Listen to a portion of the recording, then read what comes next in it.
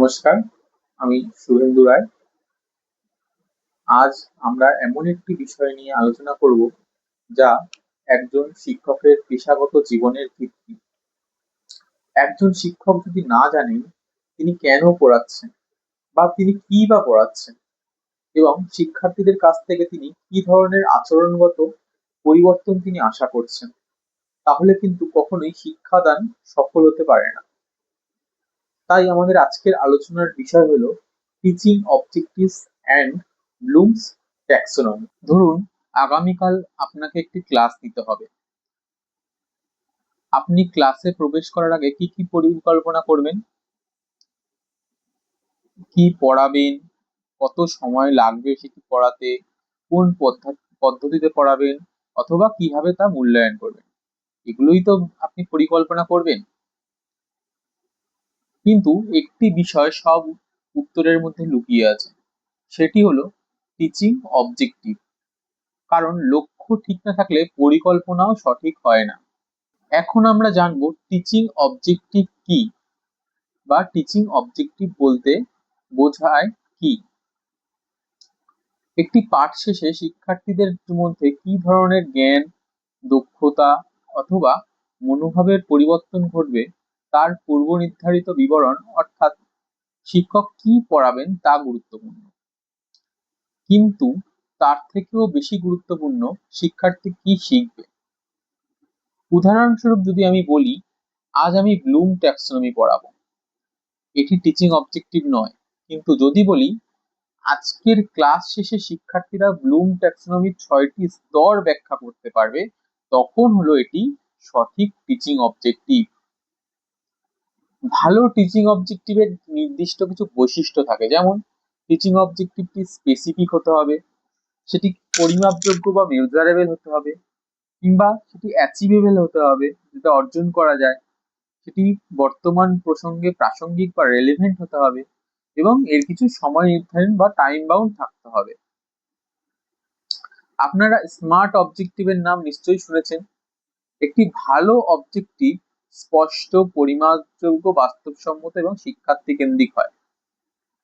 এখন আমি যদি বলি স্টুডেন্টস উইল আন্ডারস্ট্যান্ড এডুকেশন, এটি কি একটি ভালো অবজেক্টিভ?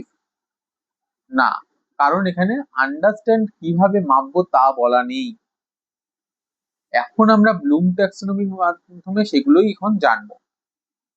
বেঞ্জামিন ব্লুম এবং তার সহকর্মীরা 1956 সালে শিক্ষার উদ্দেশ্যকে 3টি ডোমেইনে ভাগ করেছেন। কি কি? কগনিটিভ ডোমেইন, অ্যাফেক্টিভ ডোমেইন এবং সাইকোমোটর ডোমেইন। কগনিটিভ ডোমেইন যেটি আমাদের চিন্তা, জ্ঞান এবং বুদ্ধিবৃত্তিক বিকাশে সাহায্য করে, অর্থাৎ ডেভেলপমেন্ট অফ আওয়ার হেড। আমরা যখন পড়ি, বুঝি, বিশ্লেষণ করি অথবা সমস্যা সমাধান করি, তখনই কগনিটিভ ডোমেইন কাজ করে। অ্যাফেক্টিভ ডোমেইন আমাদের অনুভূতির বিকাশ ঘটায়, অনুভূতি রিলেট টু আওয়ার হার্ট, যেমন আমাদের মূল্যবোধ, আগ্রহ, দায়িত্ববোধ, সহানুভূতি, জাতীয়তাবোধ, এই সমস্ত কিছুই কিন্তু আমাদের অ্যাফেক্টিভ ডোমেইনের অন্তর্ভুক্ত। এবং সাইকোমোটর ডোমেইন আমাদের দক্ষতার বিকাশ ঘটায়, অর্থাৎ আমাদের হ্যান্ড ডেভেলপমেন্ট করে, স্কিল ডেভেলপমেন্ট করে, যেমন লেখা, চিত্রাঙ্কন করা, কম্পিউটার পরিচালনা করা, ল্যাবরেটরির কাজ শেখা, ক্রিকেট খেলা, সাইকেল চালানো, বিভিন্ন কিছু আমাদের স্কিল ডেভেলপমেন্টে সাহায্য করে। এবার বলুন তো, গান শেখা কোন ডোমেইন? জাতীয় সঙ্গীতের প্রতি শ্রদ্ধা, এটা কোন ডোমেইন? এবং গণিতের সমস্যা সমাধান, এটি কোন ডোমেইন? এই 3টে ডোমেইন আমরা আজকে ব্যাখ্যা করব। গান শেখা, এখানে আমাদের একটা স্কিল ডেভেলপমেন্ট হচ্ছে, অর্থাৎ এটি একটি সাইকোমোটর ডোমেইন। জাতীয় সঙ্গীতের প্রতি শ্রদ্ধা, এটা কি আমাদের শ্রদ্ধা ডেভেলপমেন্ট হচ্ছে, রেসপেক্ট। রেসপেক্ট বলতে আমাদের রিলেটেড টু আমার অনুভূতি, অর্থাৎ আমাদের হার্ট ডেভেলপমেন্ট, এফেক্টিভ ডোমেইন। এবং গণিতের সমস্যা সমাধান, আমরা কোনো একটা সূত্র মারফত সেটা সমাধান করছি আমাদের থিঙ্কিং প্রসেসের মাধ্যমে, অর্থাৎ এটি হচ্ছে কগনিটিভ ডোমেইন। এখন আমরা কগনিটিভ ডোমেইনেরই 6টি স্তর জানবো। কগনিটিভ ডোমেইনের 6টি স্তর কি? Knowledge, comprehension, application, analysis, synthesis এবং ইভালুয়েশন। নলেজ কি? নলেজ হচ্ছে শুধু মনে রাখা, যেমন আমাদের ভারতের রাজধানীর নাম কি, শুধুমাত্র মনে রাখতে হবে, এখানে আর কিছু নেই। কম্প্রিহেনশন কি, কোনো কিছু পড়ে সেটাকে বোঝা, নিজের ভাষায় যদি কোনো কিছু ব্যাখ্যা করতে পারো সেটাই হচ্ছে কম্প্রিহেনশন। অ্যাপ্লিকেশন কি, কোনো কিছু শেখা বিষয় বাস্তবে যদি আমরা ব্যবহার করতে পারি সেটি হচ্ছে অ্যাপ্লিকেশন লেভেল। যেমন গণিতের সূত্র ব্যবহার করা। অ্যানালাইসিস হচ্ছে কোনো বিভিন্ন অংশে বিভক্ত করে সম্পর্ক খুঁজে বের করা। এবং সিনথেসিস হচ্ছে বিভিন্ন ধারণা মিলিয়ে নতুন কিছু তৈরি করা, ক্রিয়েশন করা। অ্যান্ড ইভলিউশন হচ্ছে যুক্তি দিয়ে বিচার করা, যেমন কোন টিচিং মেথডটি সবচেয়ে বেশি কার্যকর এবং কেন। ইভলিউশন 2001 সালে অ্যান্ডারসন এবং ক্র্যাথওয়েল ব্লুমের এই ট্যাক্সোনমিকে একটু সংশোধন করেন, যার নাম হয় রিভাইজড ব্লুম ট্যাক্সোনমি। এখানে কি বলা হচ্ছে, এখানে ফার্স্ট স্টেপ হচ্ছে remember, then understand, apply, analyse, evaluate and create.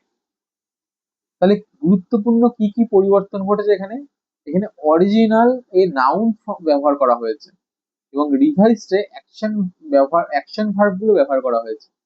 এবং অরিজিনালে ইভলিউশন ছিল সর্বোচ্চ স্তর এবং রিভাইজডে ক্রিয়েটটা সর্বোচ্চ স্তর।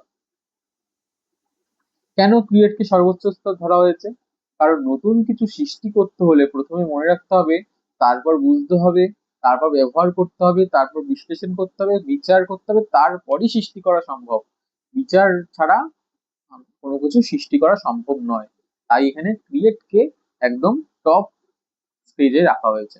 একজন শিক্ষক লেসন প্ল্যান লেখার সময় ব্লুমস ট্যাক্সোনমি ব্যবহার করলে লার্নিং অবজেক্টিভ স্পষ্ট হয় এবং টিচিং মেথড নির্বাচনও সহজ হয়, অ্যাসেসমেন্টও কার্যকর হয়, শিক্ষার্থীদের উচ্চতর চিন্তা শক্তিও গড়ে ওঠে।